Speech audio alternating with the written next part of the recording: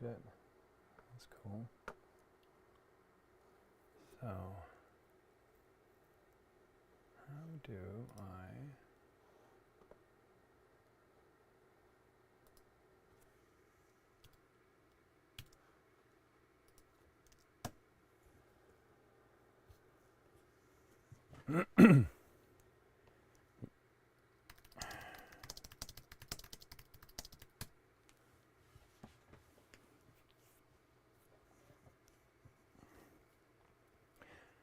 Hello, I'm saying the things, and I'm playing the musics.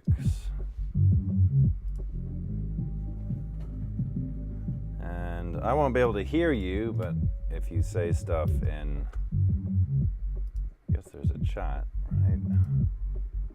You could say things in the chat, or you could just say things to me in the Facebook Messenger thread.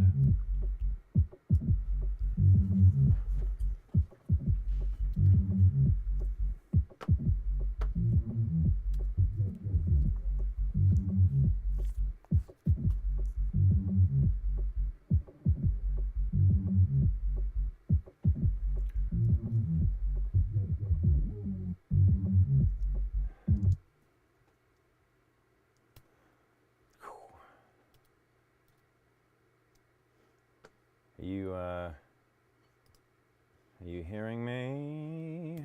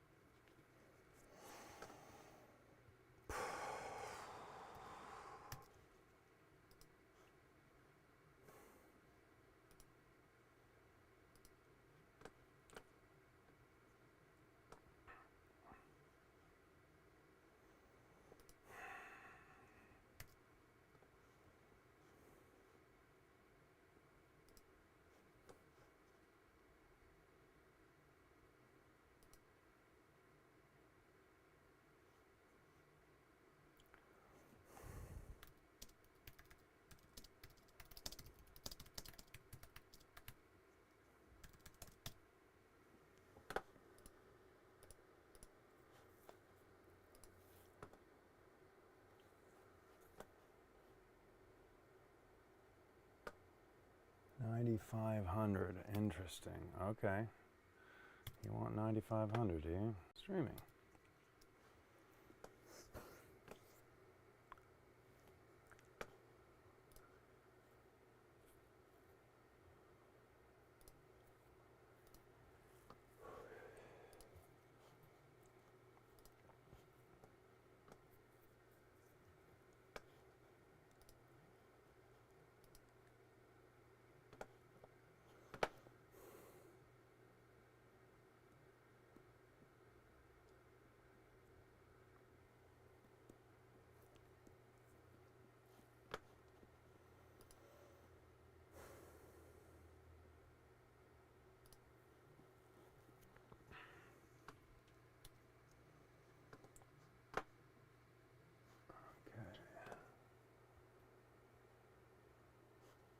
Oh, cool. Okay, so can you hear me? No point in me typing in the chat. You should be able to hear me, I'm hoping. 2212. Wi-Fi is live. Okay, so you can hear me. Okay, cool, cool, cool. All right, well, at this point, you might want to just put some headphones on or something and just chill, because I'm going to be working on this for the next half hour, and I might be like getting a drink or whatever, having a toke. Yeah, like hopefully you can see on your phone screen what's going on. I suppose what I should do is I should make this a little like that. Now I can see the chat. Cool. Right. So I'm looking at the chat. I can see what you say. And here we go. First of all, I need to get the premaster that you sent, which is this. Oops. Derp. And sample rate conversion. Huh, really? That said sample rate conversion. That's odd. Anyway, it doesn't matter. Here's your premaster, and here's your current master. So, let's do master, premaster.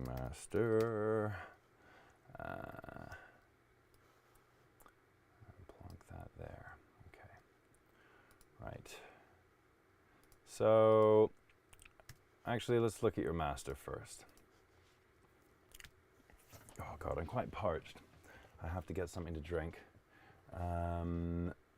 But just quickly, what I will say is that, so I have your master, and it is feeding to the mix bus, which is going to the stereo output, and that is where this plugin is living. This is the metric AB. This thing is the key. Using this thing properly. So, in addition to your track, which is what you hear when it is blue, as opposed to when it is orange. You drag in the tracks that you want to use for references into these little cells here. And when you hit play, it will give you either your track, or it will give you whichever reference you happen to have selected. Okay, all normal. Okay, now I'm going to get a drink of water.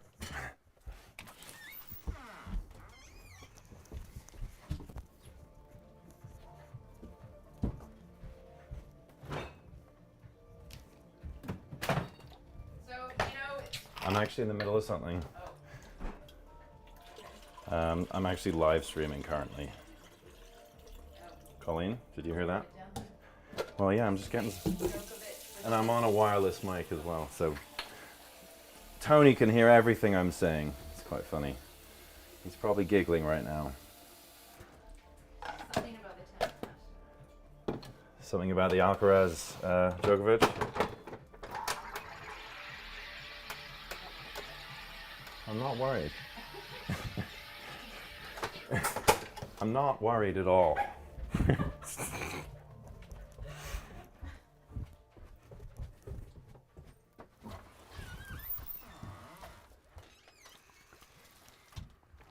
Okay. Haha, Tom. I'll send your hellos on in a minute, Tom. Okay, so right. On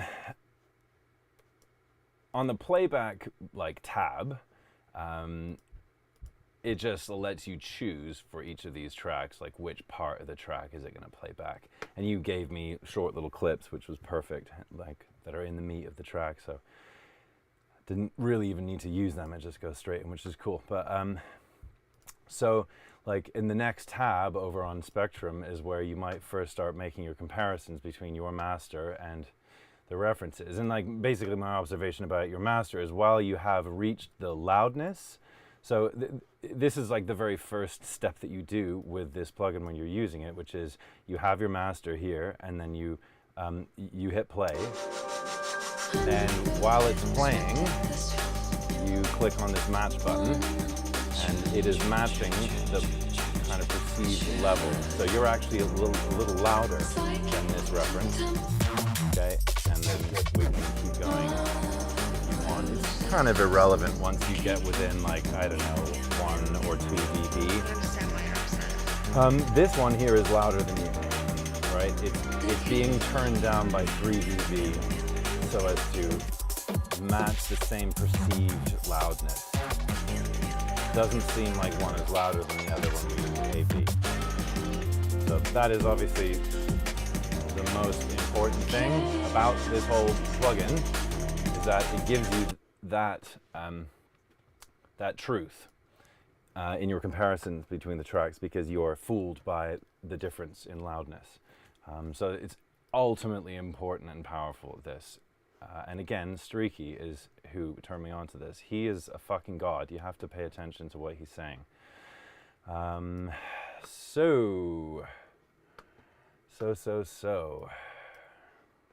Okay, so like when I compare your track to the references, and I've got the nice monitoring in the treated room, it's really easy for me to hear that like your low end is deficient effectively, and that's all what it always comes down to, like the tightness and control and punchiness of the low end and the fullness of the low end is the hardest to get right, especially when you don't have, you know, like a treated room in which to monitor, and you're not being like fooled by standing waves and reflections and all these like super subtle imperfections in the room that really can fuck your perception of what you're actually hearing.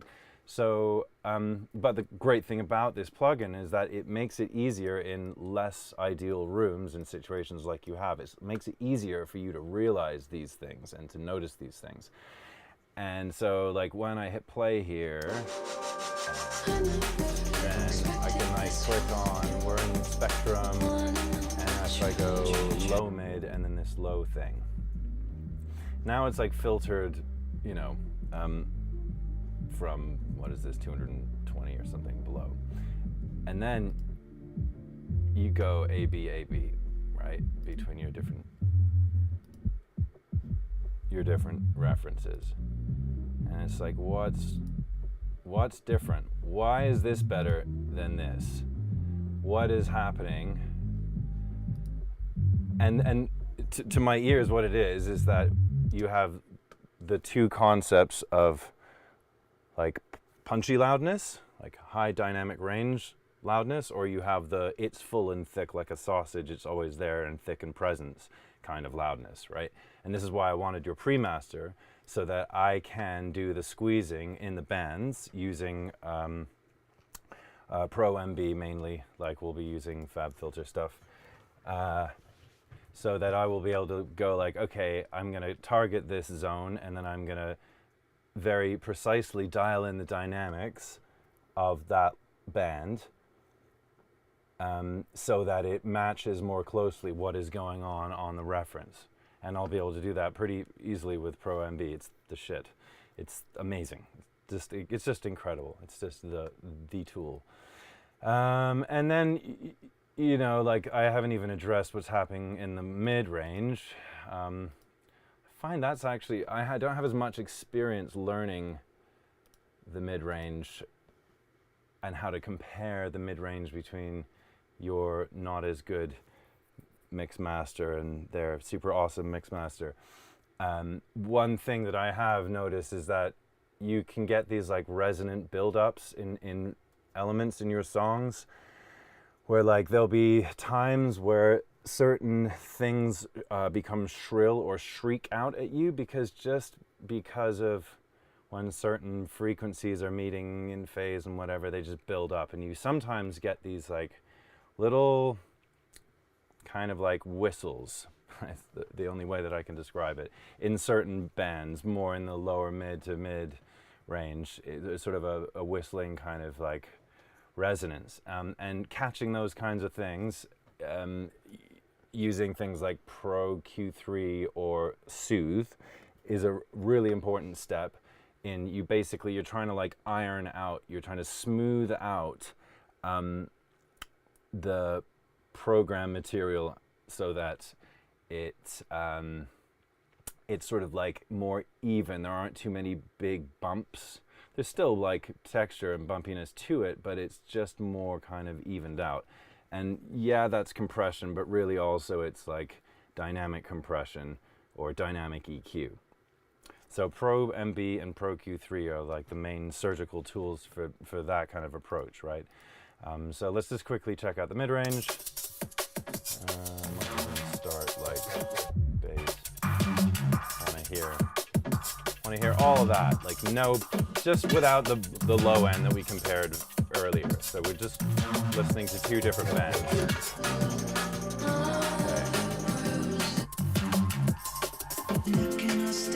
think this is probably a better reference, maybe. Yeah. Okay. Right. So, you know, my first observations are that I just hear a lot more like what I would call low end in the mid-range of the reference as compared to yours. It's like it's not like there enough holding things up. It's too abased. It's too reduced. It's not like there enough. It's not present enough. So that's kind of like what I'm noticing when I compare these. I can hear the kick more, like I can hear more thud in the kick. And all of this stuff I'm pretty sure I'm going to be able to address. Okay, I should probably get like working. So I'm going to mute this and we're going to look at your premaster instead. And let's see.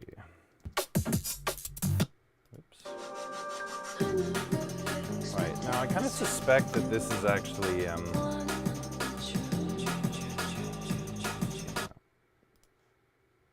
suspect that this is already kind of squashed. Okay, so I have quite a useful plugin that I like to use for monitoring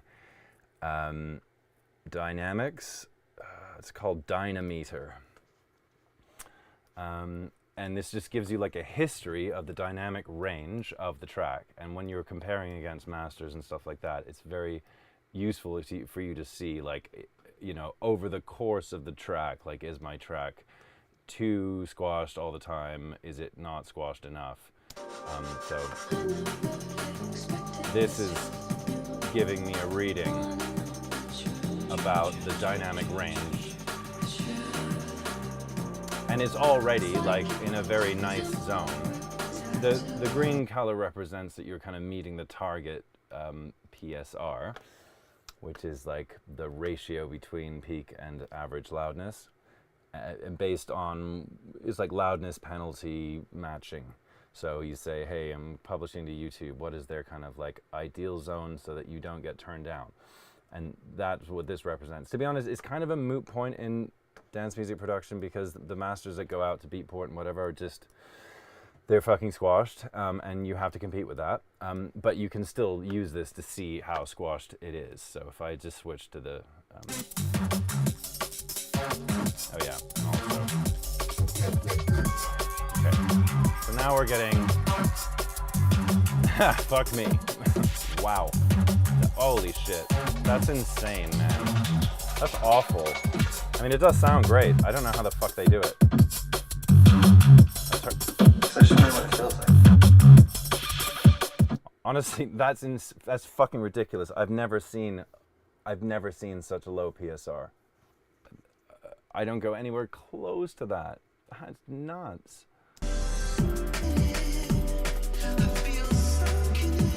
This is a bit better. I mean, that's kind of...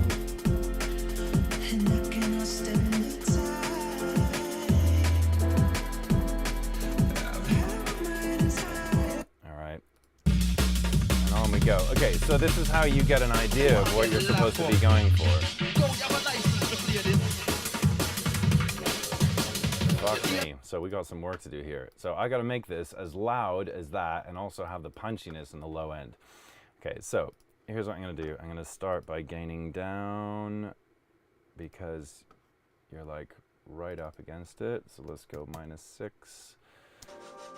And then we're going to start like matching.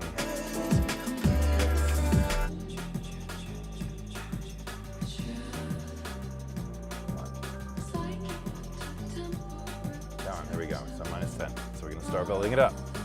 And I'm going to remind myself, low mid.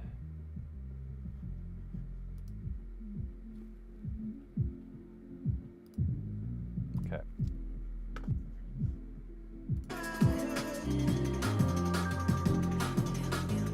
So let's get Krome on the go. And we're going to start listening to that band. So here's that band, the same band that we were previewing on Metric AB. We're now soloing that band in Pro-MB. So where's the kick and the bass? Now we're letting in too much of the like melodic instruments, so maybe this is roughly where I want to be. Okay. And now I actually don't want to compress. I want to expand. Expansion is the shit. So instead of knocking things down when the threshold is met, we're punching things up. Okay. And now you're dialing in similar controls for the behavior of the compressor, attack and release. I want it to go as fast as it can, to be as snappy as possible. And then to have a moderate release. And I'm also finding that really, I want like a lower band than this.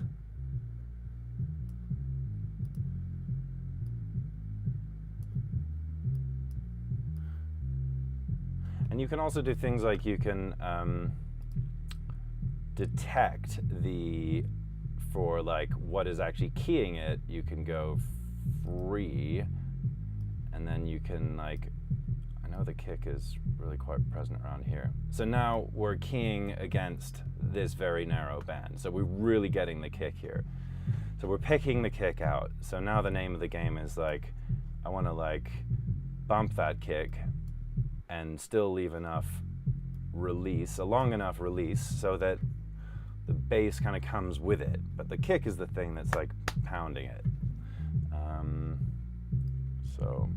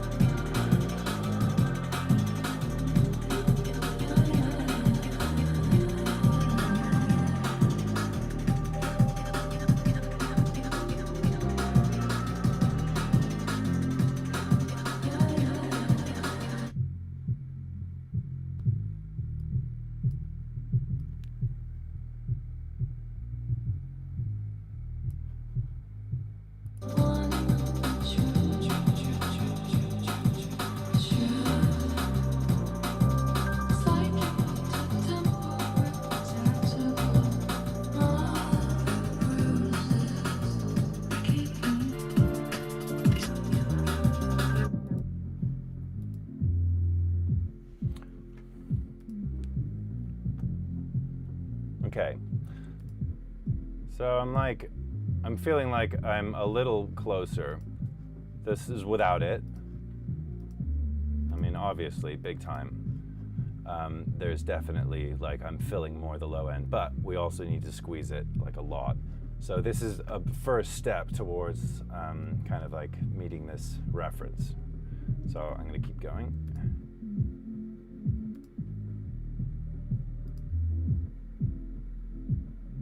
It's just fucking fuller.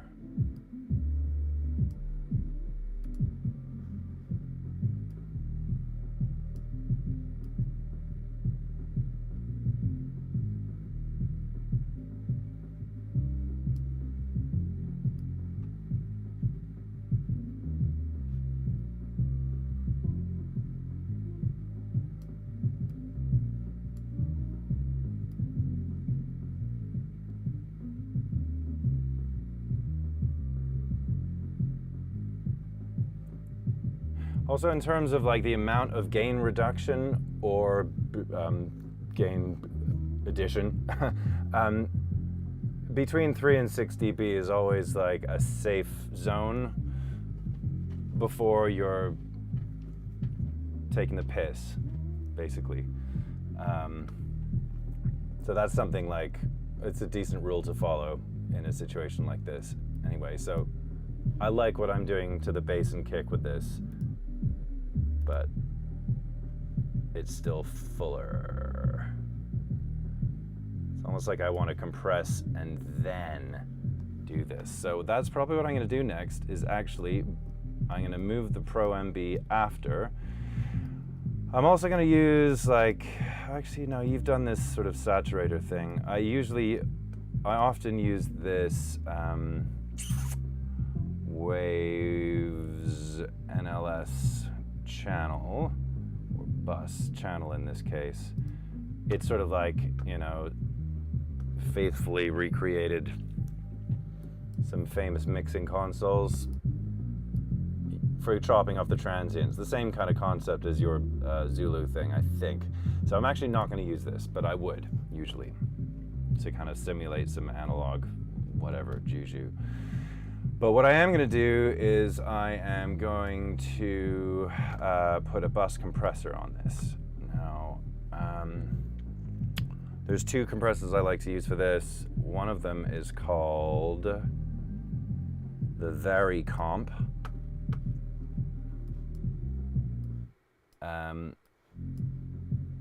Which comes with a Native Instruments complete, but it's a soft tube product. And then the other one that I enjoy using is also from the Native Instruments bundle, and it is called Solid Bus Comp. Solid Bus Comp. So either, and sometimes both of these compressors might be used, as I find they are really good at making the squishy.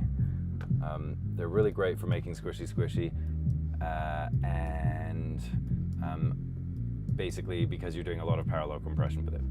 So let's take this off.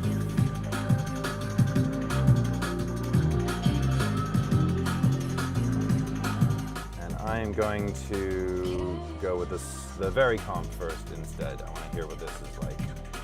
So here we are getting our gain reduction, and I might turn down the input gain a bit. You want to kind of like see it reacting to the kick. You want to see it moving around to the thumb of the low end. Then you know it's like giving you some movement. It's clamping down where it needs to.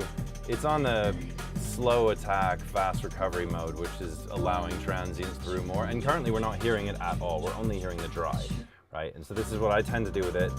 I get it going somewhere in this zone in terms of gain reduction, maybe a little lower on the threshold and etc. But then you add it in with the output and things start getting really thick. Obviously they just get louder, but that's fine. I'll then just gain down after the fact. Or really what you're supposed to do is like, you know, set this at 12 o'clock, or maybe -12 is a good place to start.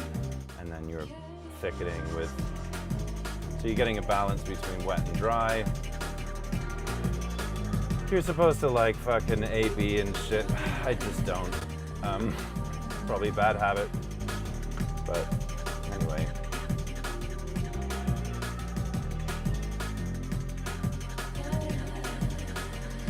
I find like if you back off the threshold a bit, the punch comes back if it wasn't there. I'm gonna turn it up.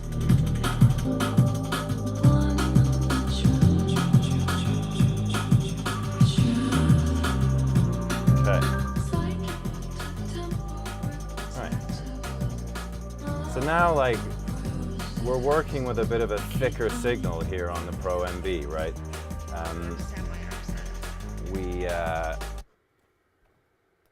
We've got a more, like, a louder signal to begin with when we're punching the low end. So that will, like, fill out the low end when we're comparing better by putting the MB after the bus compression, right? Hopefully that made sense. Because pretty soon I'm gonna throw on the limiter and start trying to achieve the loudness. So we'll start cranking the loudness and we'll keep hitting the loudness match function, and this number will get smaller and smaller. And then we're gonna check on the spectrum again and figure out what's deficient, right? So let's do that. Here is a Pro L2.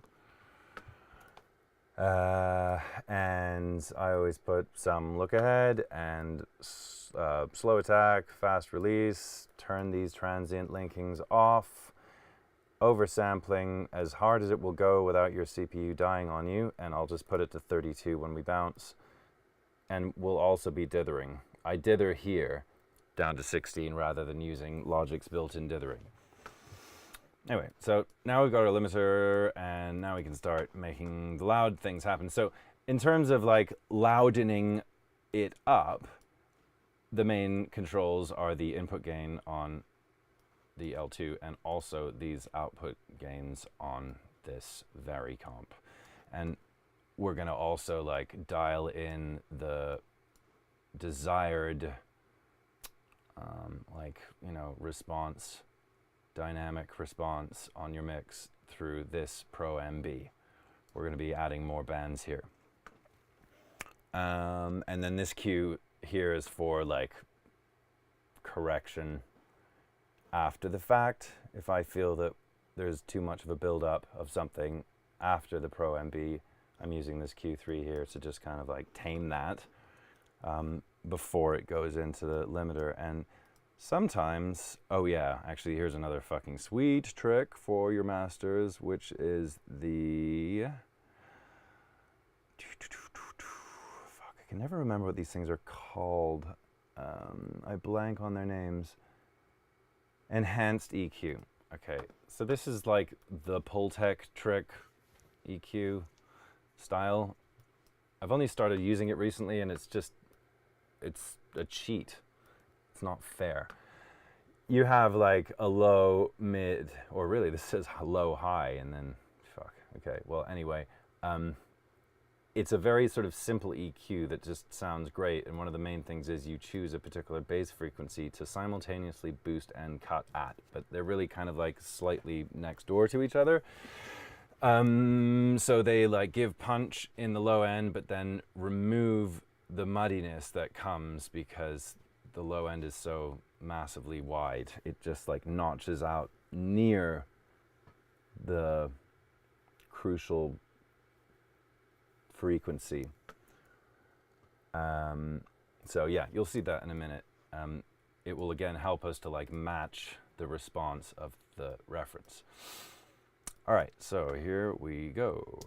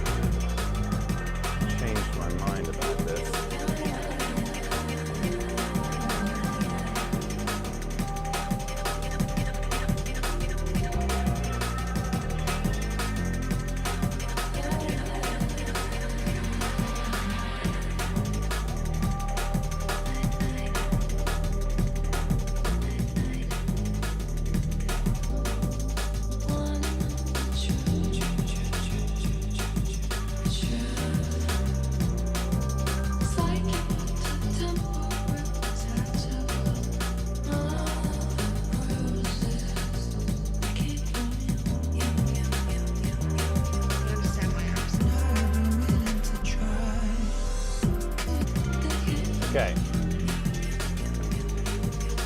So, at this very moment, we are supposedly an exact perceived volume match between yourself and the reference. So, now when I'm like knocking back and forth, I really am just gonna spend some time like critically assessing why, for example, the low, mid, and below of yours is not as good as this. But because it is filtered, and this is what I'm listening to now, it's so much easier to notice what's wrong.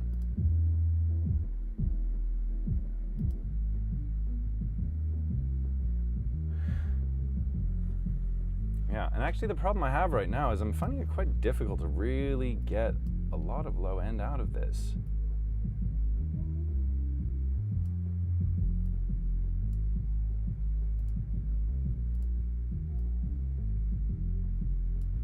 I think now we are squashing the shit out of this.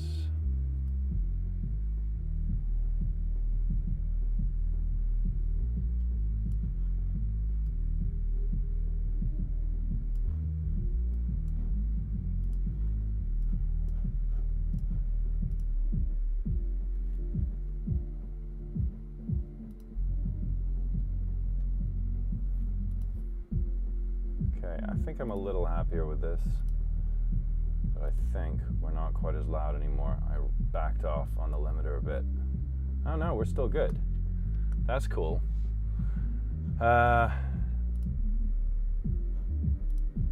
It's a little heavier. I mean, at a certain point it becomes like more of a mix issue and composition. But to me, you know, I'll crank it up a bit.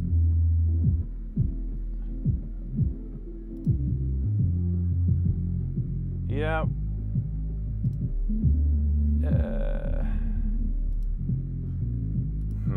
Let's see if I can't give this a little more help without it freaking out too much. Let's see. Oh, that's feeling closer, actually. Ooh. Oh, hello. Oh. Fucking got it. Okay. I don't know if you're still watching, man. I don't know if anybody's watching. Probably not. But hopefully it's being recorded. So I just fucking got, like, I just got the bass, I think. I'm happy with how that's comparing. I feel like that was pretty successful. And you're hearing everything, Tony. You can hear everything. It's all making sense. So let's check the mid-range now. So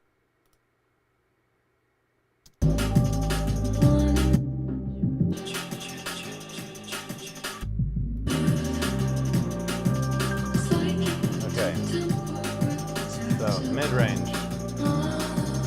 So everything but what we just dealt with. And this is where we can start thinking more about what's going on in stereo. Like, that's sort of the fun part about dealing with the mid-range, is that you can have some fun with what's happening in stereo. And there's some good strategies for that. Like, okay, so what am I hearing when I compare these?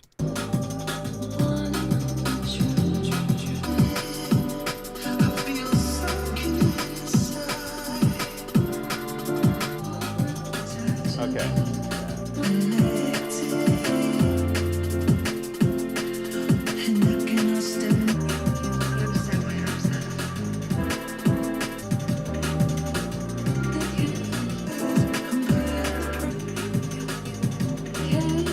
Yeah, I mean, it's just sort of, it feels more full, more compressed, but particularly certain elements such as the kick drum have a very noticeable, like, slap, like low mid-range slap to it in the reference that I think we're going to be able to pick out for us. And then you can hear that the piano and like the melodic elements are really kind of like thick in there, sitting just underneath like the snare, and the snare is punching out too.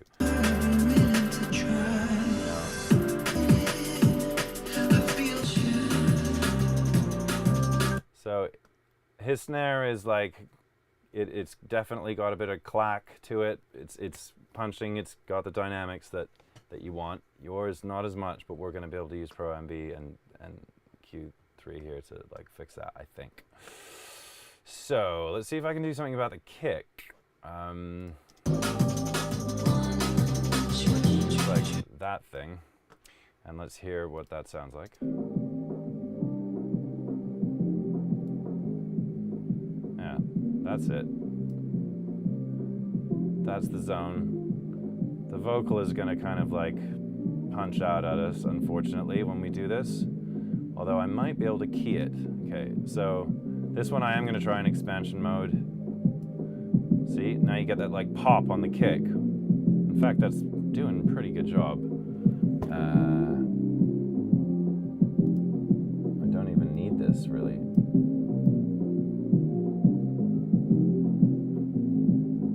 Yeah, that's cool. Yeah, I hope you can see why this plugin is just the fucking best. It is the shit.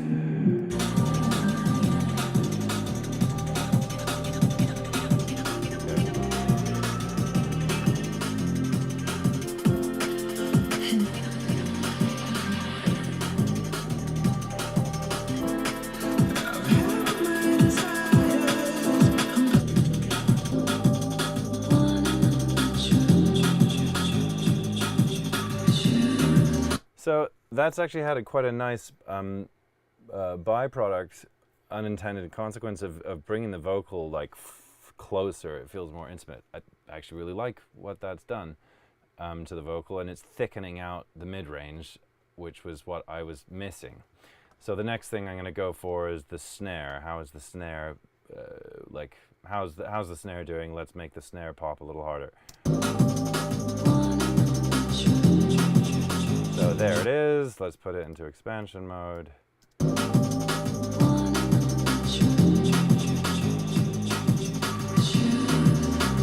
Oh yeah. I mean, I'm liking that. I think. So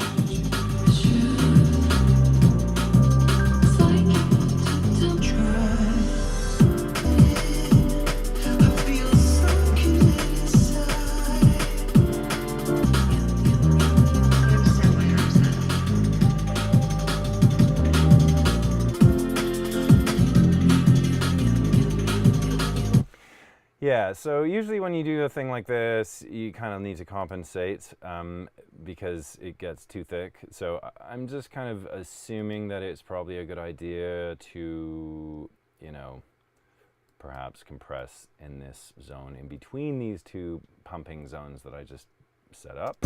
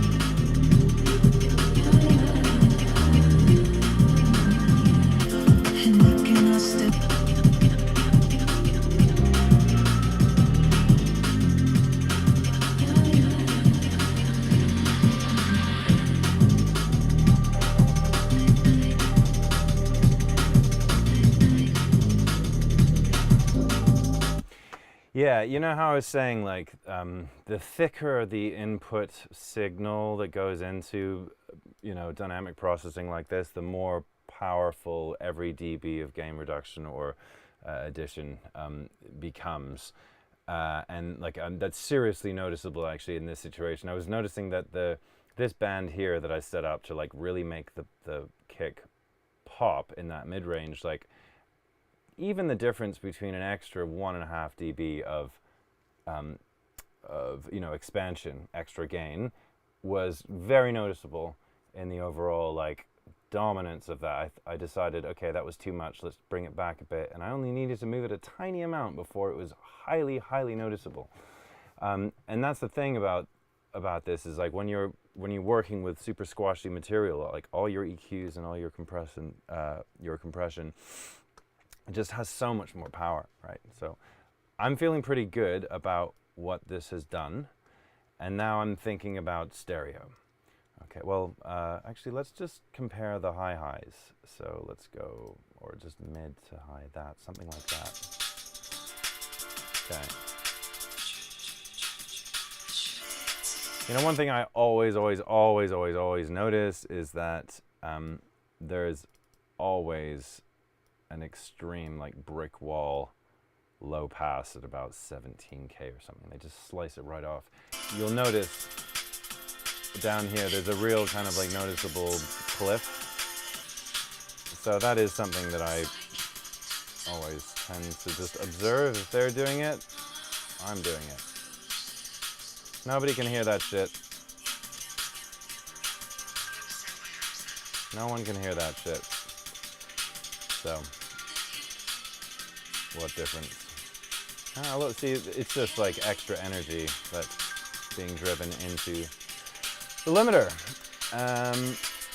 Okay. And I would say also that their high end is more compressed, thicker, more present. It's just there more.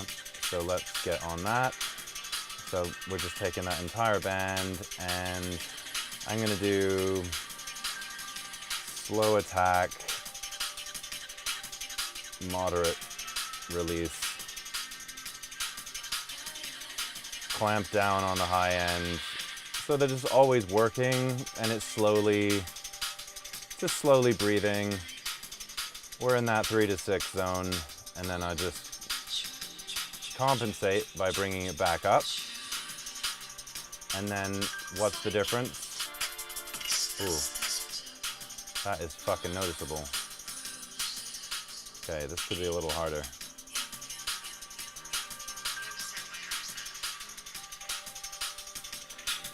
Okay. Oh, that is.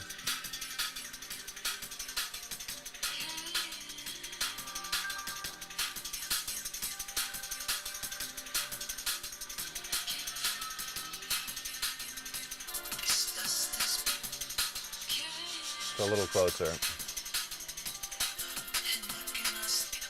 Crazy, I can fucking hear their kick. I can hear the references kick in this band here. I can just about hear yours. I suppose if I... Wait, that doesn't even make any sense. If I turn this back up, would we hear it more? Yes. Somehow. Kind of. Huh, nuts. Right. Maybe... Yeah, probably worth looking at the stereo kind of comparison chart. This critical mode is quite good. It shows you what we're currently listening to. It shows you how wide the signal is.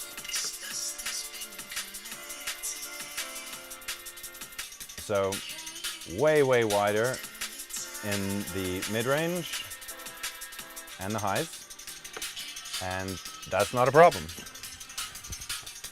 because we have mid-side mode in this. And I think actually what I'm going to do is going to use another instance of Pro MB to just treat the stereo. Let's see, I guess I'll put the Q3 after it. Okay. Just making some space here. Yeah, okay, so I want to make your mid-range and highs wider. And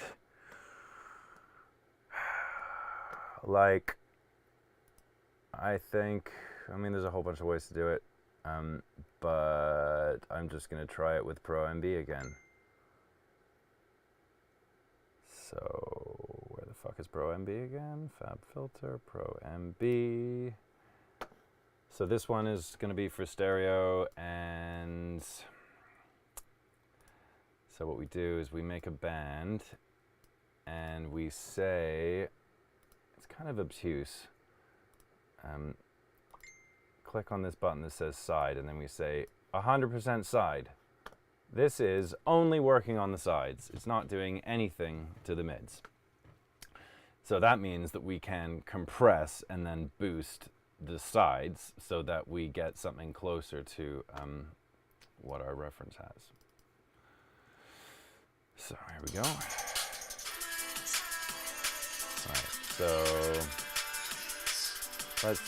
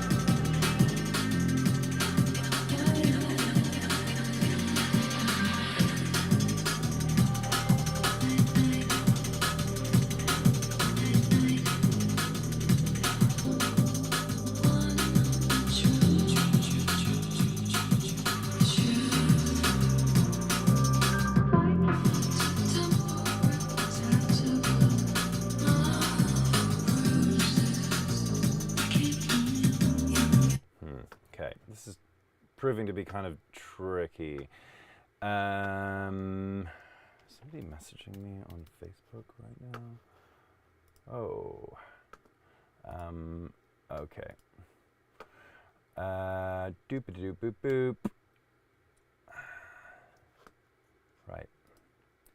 So what am I doing? I'm trying to get a wider thing going on. I'm going to try a different strategy first, which is I'm going to put a VC76, which is an 1176, 1176 compressor, but I'm going to put it in mid or dual mono mode, which is a thing that Logic has, which is just a convenient way of saying, hey, I want to work on mid side rather than stereo mode. Okay, so then what you do is you go to mid and you say, well, I don't want any compression on the mid, I only want dry side.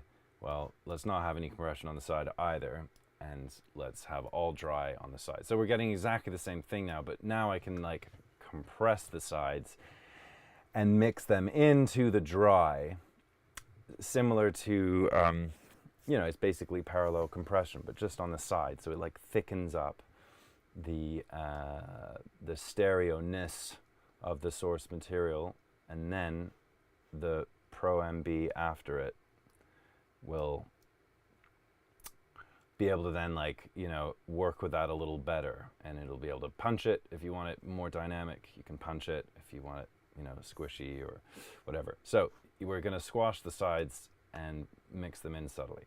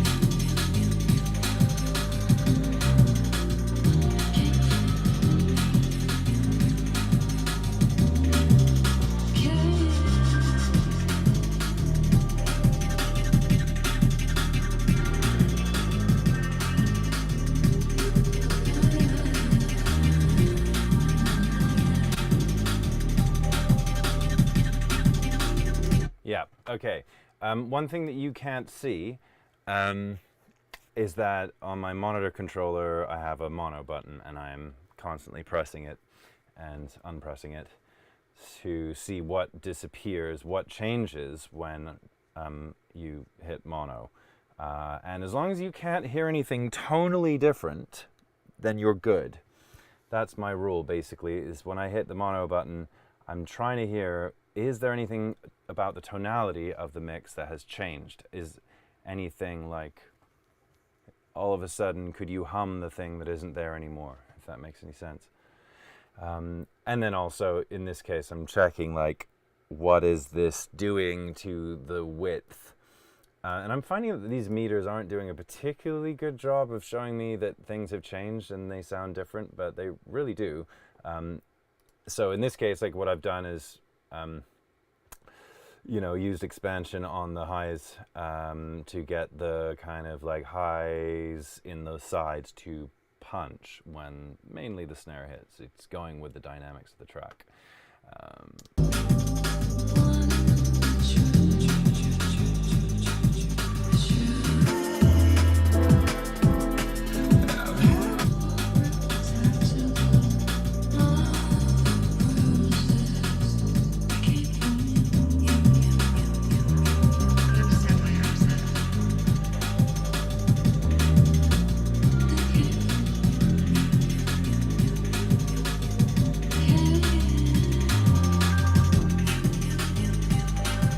Yeah, and actually, this EQ here really comes into its own in this situation because it really is quite cleverly designed with these notched frequencies to hit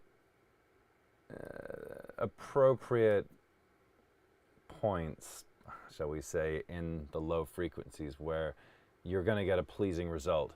And I just noticed the difference between 60 and 30 in terms of what's happening in your lows. Compared to the Spectrasoul here is like, actually, I think 30 is the one rather than 60. It has a kind of a deeper, obviously, just something about it that fits better for me.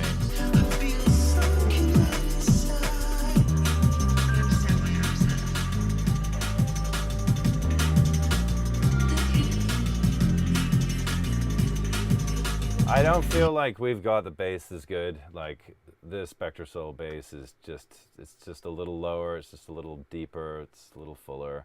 I don't think I can really hit that. I've reached the kind of limit. I can hear the limiter distorting, but like I'm feeling way, way better about where we're at with this. What else can we do?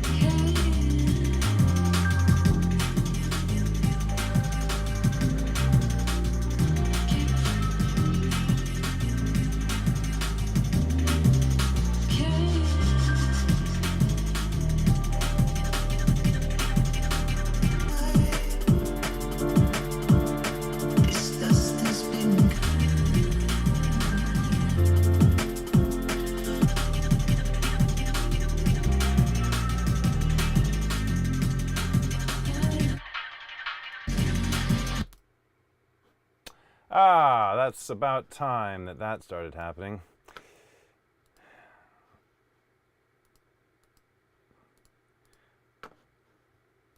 Okay, I'm nearly ready to put this to bed, or at least like reach the end of the session where I'm like, it's probably about as much I can do, and probably as far as I could go. At this point, I would want to be back in the mix if I felt that anything was like deficient. I want that snare to hit a little harder. That's all they know. Actually, this is good. Fine. I'm super alarmed by how much constant gain reduction there is on the limiter. That's really fucking bad. And this is saying like 5. Oh man, so squashed. Such a shame. Wow. Okay, we're actually like way too much. Interesting. Yeah. Okay. So that's typically what happens once you start like adding all these boosts. Is that you then have this like new problem, which is that your limiter is working too hard too much of the time. But it's fine, because I always figure a way back. I think I'm going to start by taking the EQ off and seeing what that is like. And also maybe just...